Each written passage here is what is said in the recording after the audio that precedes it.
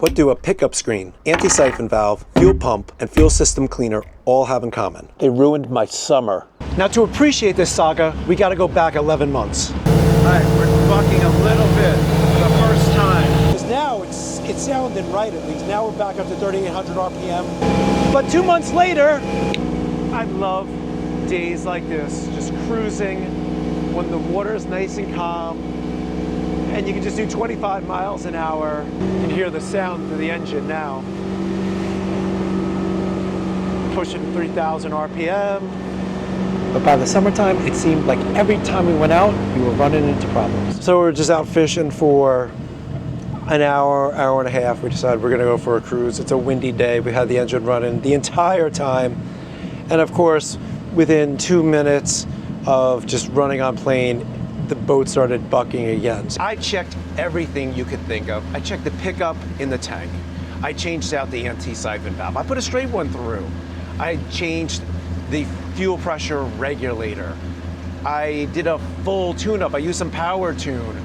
You name it, I did it. I even tested the high pressure fuel pump. Everything's fine. Nothing seemed to be wrong. I was getting at my wit's end. I was getting desperate to try to figure out what the heck was wrong. The boat is still bucking while on plane at about 3,600 RPM. So I am going to now replace the anti-siphon valve with a non-anti-siphon valve. This has got all the makings of something really simple and stupid, but the biggest PETA to diagnose.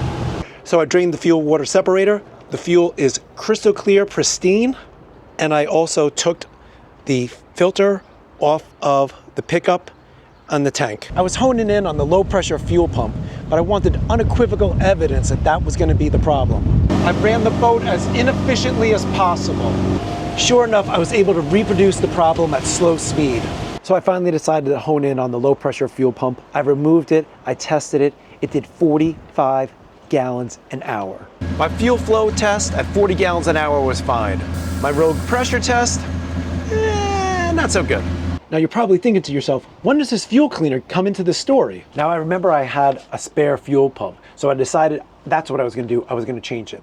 I removed the hoses off the old one, and lo and behold, what do you think I find on the filter screen on the fuel pump? A sliver of foil from the top of a bottle of Tecron that went in the gas tank. Now I can't say whether the problem was a fuel pump, a tiny sliver of foil from the top of one of these types of bottles, or a combination of the two.